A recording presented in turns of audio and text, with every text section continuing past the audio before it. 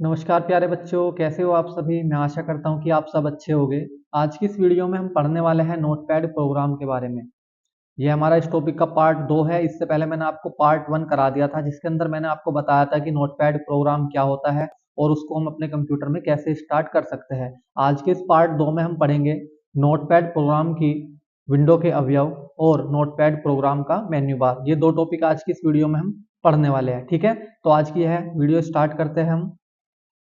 सबसे पहले हम पढ़ेंगे नोटपैड की प्रोग्राम विंडो और उसके अवयव के बारे में। नोटपैड की प्रोग्राम विंडो एक साधारण सी विंडो होती है जिसके अंतर्गत निम्नलिखित अवयव होते हैं। पहला है टाइटल बार, दूसरा है कंट्रोल मेन्यू बॉक्स, तीसरा है मिनिमाइज मैक्सिमाइज और क्लोज बटन, चौथा है मेन्यू बार, पांचवा है टेक्स्ट क्षेत्र और छठा है आपका स्क्रॉल बार। ठीक है, आया समझ में आपको। अब आपको ये दिख रही होगी यहाँ पर नोटपैड की विंडो दिख रही है। नोटपैड की विंडो दिख रही है। इसमें आपको सबसे ऊपर जो ब्लू कलर की लाइन होती है, इसको क्या कहते हैं हम, टाइटल बार। यहाँ पर हमारी फाइल का नाम शो होता है। ठीक है, आपको ये दिख रहा है यहाँ पर कर्सर, जिसको हम पॉइंटर भी कहते हैं। ये जो आपको व्हाइट व्हाइट एरिया दिख रहा है, इसको बोलते हैं टेक्स्ट क्षेत्र, जहाँ पर हम कोई भी लेटर टाइप करते हैं या कुछ भी लिखते हैं। ठीक है, इससे नीचे जो आपको ये व्हाइट पट्टी दिख रही है, ये होता है आपका मेन्यू बार, जिसमें लिखा होता है फाइल, एडिट, है ना, ये सब लिखा होता है। इसको क्या कहते हैं हम, मेन्यू बार कहते हैं। इधर जो होती है ये पट्टी सी, इसको बोलते हैं हम स्क्रॉल बार। ठीक है, क्या बोलते हैं, स्क्रॉल बार बोलते हैं। ये जो इधर आपको बटन दिख रहे हैं, इनको बोलते हैं हम कंट्रोल बटन, जो कि क्या होते हैं, मिनिमाइज मैक्सिमाइज और क्लोज बटन। ठीक है, आया समझ में आपको। यहाँ पे लिखा हुआ भी है, नोटपैड की प्रोग्राम विंडो का आंतरिक भाग होता है जिसे टेक्स्ट क्षेत्र के नाम से जाना जाता है। ये जो है, ये आपका सारा क्या है, व्हाइट व्हाइट सा, ये है आपका टेक्स्ट क्षेत्र, जहाँ पर हम कोई भी लेटर लिखते हैं। टेक्स्ट क्षेत्र में कीबोर्ड द्वारा टाइप किए गए टेक्स्ट को फाइल के अवयव के रूप में देखा जाता है। स्क्रॉल बार की सहायता से फाइल के अवयवों को दाएं बाएं और ऊपर नीचे बड़ी आसानी से खिसकाया जा सकता है। ये जो स्क्रॉल बार है, इससे हम जो ये वर्कशीट है आपकी, इसको ऊपर नीचे दाएं बाएं खिसका सकते हैं। ठीक है, आया समझ में आपको। अब आगे चलते हैं हम। अब पढ़ने वाले हैं हम नोटपैड प्रोग्राम की मेन्यू बार, मतलब नोटपैड प्रोग्राम का मेन्यू बार पढ़ने वाले हैं। नोटपैड प्रोग्राम के अंतर्गत मेन्यू बार में निम्नलिखित मेन्यू प्रदर्शित होते हैं। पहला है आपका फाइल, दूसरा है एडिट, तीसरा है आपका सर्च और चौथा है आपका हेल्प। तो ये चार मेन्यू होते हैं आपके नोटपैड प्रोग्राम में। ठीक है, सबसे पहले हम पढ़ेंगे फाइल मेन्यू के बारे में। यह नोटपैड प्रोग्राम में तैयार अथवा खुली हुई फाइल पर क्रियान्वित किए जाने वाले फाइल निर्देशों की सूची प्रस्तुत करता है। फाइल मेन्यू में निम्नलिखित निर्देश होते हैं। जब आप फाइल मेन्यू पर क्लिक करोगे तो आपके सामने बहुत सारे ऑप्शन आ जाते हैं, मतलब निर्देश आ जाते हैं, जिसमें पहला होता है आपका न्यू। यह निर्देश नई फाइल तैयार करता है, मतलब अगर आप न्यू वाले पे क्लिक करोगे तो आपके सामने एक नई फाइल ओपन हो जाएगी। ठीक है, दूसरा ऑप्शन है आपका ओपन। यह निर्देश किसी फाइल को खोलने के लिए एक ओपन डायलॉग बॉक्स प्रस्तुत करता है। जैसे ही आप ओपन ऑप्शन पर क्लिक करते हो अपने माउस से, तो जब वो ओपन होता है तो आपने जो पहले फाइल बना रखी है वो आपको शो करेगा। तो आपको जोन सी फाइल खोलनी है, आप उस पर क्लिक करके आप वह फाइल खोल सकते हैं। ठीक है, आया समझ में आपको, जैसे यहाँ पर दिखा रखा है इसमें। तो बेटा आगे चलते हैं अब हम। तीसरा ऑप्शन है हमारा सेव। यह निर्देश नोटपैड में तैयार की गई फाइल के संशोधित व नवीन प्रविष्टि किए गए टेक्स्ट को डिस्क पर सुरक्षित करता है। इस क्रिया को हम फाइल सेव करना कहते हैं। सेव ऑप्शन पर जब आप क्लिक करते हैं तो आपके सामने सेव करने के लिए एक ऑप्शन आ जाता है।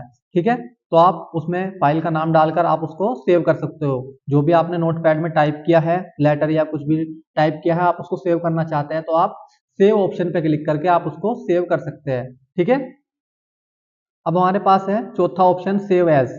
यह निर्देश नोटपैड में खुली हुई फाइल को एक अन्य फाइल नेम के साथ सेव करने के लिए सेव एज नाम का एक डायलॉग बॉक्स प्रस्तुत होता है। अगर आपने फाइल सेव कर दिया और आप दोबारा फाइल सेव करना चाहते हैं तो आपको उसके लिए क्या करना होगा, आपको सेव एज पर क्लिक करना होगा और आपको उस फाइल का दूसरा नाम डालकर आप उसको सेव कर सकते हो। ठीक है, इस प्रकार से एक डायलॉग बॉक्स ओपन हो जाता है सेव एज का। जब आप सेव एज पर क्लिक करते हैं तो आपके सामने एक ऐसा डायलॉग बॉक्स ओपन हो जाता है। आपको उसमें नाम डालना है फाइल का, जिस नाम से आपने पहले फाइल सेव कर रखी है उसका नाम चेंज करके आपको दूसरा नाम डालना होता है फाइल का, और आपकी फाइल दूसरे नाम से सेव हो जाती है। ठीक है, आगे चलते हैं अब हम। पांचवा है हमारा पेज सेटअप। यह निर्देश फाइल के पृष्ठों का प्रारूप कागज पर निर्धारित करने के लिए पेज सेटअप डायलॉग बॉक्स प्रस्तुत करता है। जैसे ही आप पेज सेटअप पर क्लिक करते हैं माउस से, तो आपके सामने इस प्रकार का एक डायलॉग बॉक्स ओपन हो जाता है, जिसमें आप पेपर का साइज सिलेक्ट कर सकते हैं, सोर्स सिलेक्ट कर सकते हैं, ठीक है, ओरिएंटेशन कर सकते हैं, पोर्ट्रेट या लैंडस्केप, ठीक है, हेडर फुटर, ये सभी आप उसमें सिलेक्ट कर सकते हैं और उसके बाद आप उसको ओके पर क्लिक कर सकते हैं। ठीक है, आया समझ में आपको। छठा ऑप्शन है हमारा प्रिंट। यह निर्देश नोटपैड प्रोग्राम में खुली हुई फाइल को प्रिंट के लिए, मतलब प्रिंट के द्वारा कागज पर छापता है। जो प्रिंट वाला ऑप्शन है क्या है, जो हमने फाइल बना रखी है उसको प्रिंट करने के लिए हम किस पर क्लिक करते हैं, प्रिंट पर क्लिक करते हैं, प्रिंट ऑप्शन पर क्लिक करते हैं। सातवां ऑप्शन है हमारा एग्जिट। इस कमांड के द्वारा हम नोटपैड की प्रोग्राम फाइल से बाहर आ जाते हैं। अगर आप एग्जिट पे क्लिक कर दोगे तो आपका जो नोटपैड प्रोग्राम ओपन है वह क्लोज हो जाएगा, ठीक है, आप उससे एग्जिट हो जाओगे। आया समझ में आपको। आगे चलते हैं अब हम। दूसरा मेन्यू है हमारा edit menu. Edit menu notepad में खुली फाइल के संपादन संबंधी निर्देशों की सूची प्रस्तुत करता है। इस मेन्यू में निम्नलिखित निर्देश प्रस्तुत होते हैं, ठीक है। जैसे आप उस पर क्लिक करोगे एडिट पे, तो आपके सामने इतने सारे ये एडिट मेन्यू के ऑप्शन शो हो गए। इनके बारे में आगे पढ़ते हैं अब हम। सबसे पहले आता है एडिट मेन्यू में जो ऑप्शन आता है आपका, क्या आता है, अंडू। इस कमांड के द्वारा ओपन फाइल के टेक्स्ट में जो भी कार्य हमने किया है उस कार्य को वह निरस्त कर देता है, मतलब कैंसिल कर देता है, अंडू, ठीक है। दूसरा ऑप्शन है हमारा कट। यह कमांड ओपन फाइल में सेलेक्ट टेक्स्ट या मैटर को उसे स्थान पर कट करके दूसरी जगह पर स्थानांतरित या ट्रांसफर कर देता है। क्लिपबोर्ड मतलब कीबोर्ड मेमोरी में एक प्रोग्राम होता है, यह चुने हुए टेक्स्ट को मेमोरी में संग्रहित कर रखता है, ठीक है। कट क्या होता है, आपको अगर कोई टेक्स्ट कट करना है तो आप सबसे पहले क्या करोगे, उसको सिलेक्ट करोगे, उसके बाद आप उसको कट ऑप्शन से कट कर सकते हो और आप दूसरी जगह पर उसको पेस्ट कर सकते हो, ठीक है। तीसरा ऑप्शन है हमारा कॉपी।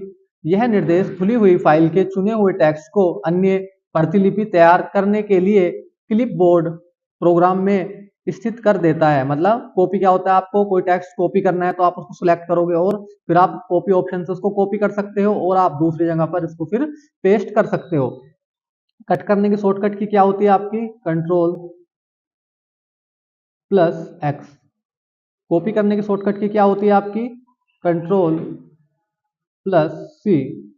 अंडू करने की क्या होती है आपकी शॉर्टकट की, कंट्रोल प्लस जेड, ठीक है। अब हमारा चौथा ऑप्शन है पेस्ट। यह निर्देश कट अथवा कॉपी किए गए टेक्स्ट को क्लिपबोर्ड प्रोग्राम से कर्सर की स्थिति पर क्या करता है, स्थित कर देता है। आपको पेस्ट करना है, आपको जहां पर भी पेस्ट करना है वहां पे आपको अपना कर्सर लाना होगा, उसके बाद आपको पेस्ट ऑप्शन पर क्लिक करना होगा। तो जो आपने कॉपी किया है कोई भी कंटेंट या कट किया है उसको आप पेस्ट कर सकते हो। इसकी शॉर्टकट की होती है आपकी कंट्रोल प्लस वी। क्या होती है, कंट्रोल प्लस वी।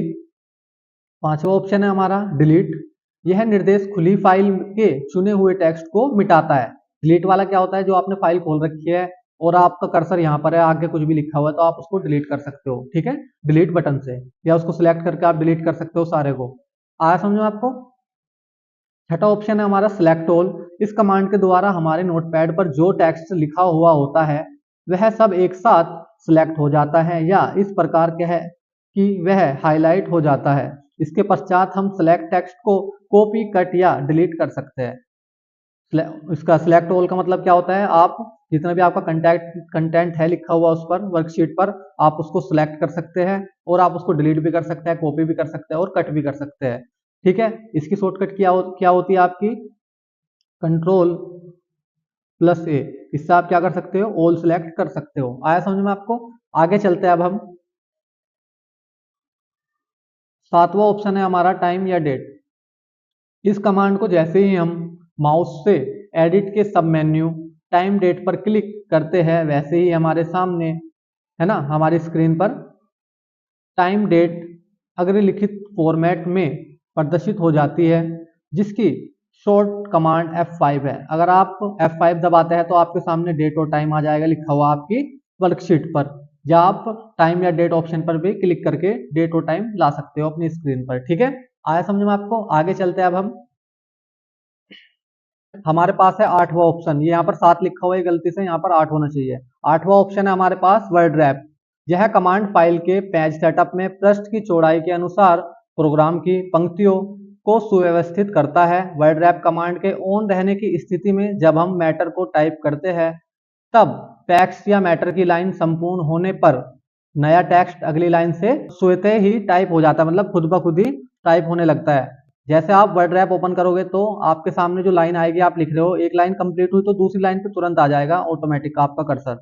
अगर आप वर्ड रैप ओपन नहीं करते हो तो आप ऐसे ही लिखते रहोगे, एक ही लाइन में चलता रहेगा बहुत आगे तक। ठीक है, तो वर्ड रैप ओपन करने से क्या होता है, जितना हमने पेज का साइज लिया है उसके अनुसार ही हमारा कंटेंट टाइप होता रहता है। ठीक है, आया समझ में आपको? अब आगे चलते हैं हम। तीसरा हमारा मेन्यू है सर्च मेन्यू। यह मेन्यू फाइल में किसी शब्द या टेक्स्ट को खोजने के लिए निर्देश प्रस्तुत करता है।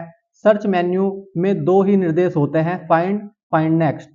सबसे पहले हम पढ़ेंगे फाइंड। यह निर्देश खुली हुई फाइल में किसी शब्द अथवा टेक्स्ट को खोजने के लिए एक फाइंड डायलॉग बॉक्स प्रस्तुत करता है। जैसे ही आप अपने फाइंड ऑप्शन पर क्लिक करोगे तो आपको कोई वर्ड टाइप करना होगा जो आपको खोजना है, उसके बाद आपको सर्च पर क्लिक करना होगा, तो आपका जो भी शब्द होगा या वर्ड होगा, है ना, वो क्या हो जाएगा, फाइंड हो जाएगा। ठीक है, दूसरा ऑप्शन होता है इसी के अंदर फाइंड नेक्स्ट। फाइंड नेक्स्ट निर्देश पिछले खोजे गए शब्द अथवा टेक्स्ट को पुनः आगे खोजना जारी रखता है। जैसे आप फाइंड नेक्स्ट पर क्लिक करोगे, अगर आपने कोई वर्ड फाइंड किया है वो फाइंड नहीं हुआ है तो आप फाइंड नेक्स्ट पर क्लिक कर सकते हो, तो आगे वो दूसरा वर्ड भी फाइंड कर देगा। ठीक है, अब हमारे पास आता है तीसरा ऑप्शन मेन्यू, मतलब तीसरा मेन्यू हमारा हेल्प। यह मेन्यू नोटपैड में कार्य संबंधी जानकारी हेतु निर्देश प्रस्तुत करता है। हेल्प में आप जाओगे तो आपके सामने नोटपैड को यूज कैसे करते हैं वो सारी डिटेल आ जाएगी, ये आपकी हेल्प करेगा नोटपैड को चलाने में। मैं आशा करता हूँ कि आपको ये सारे टॉपिक अच्छे से समझ में आए होंगे और हमारी वीडियो अच्छी लगी होगी। अगर आपको ये टॉपिक सभी समझ में आए हैं और हमारी वीडियो अच्छी लगी है तो आप हमारी वीडियो को लाइक कर सकते हैं और हमारे चैनल को सब्सक्राइब कर सकते हैं, जिससे कि आपको नई वीडियो का नोटिफिकेशन तुरंत मिल सके। मिलते हैं अगले पार्ट में, आज के लिए इतना ही, धन्यवाद।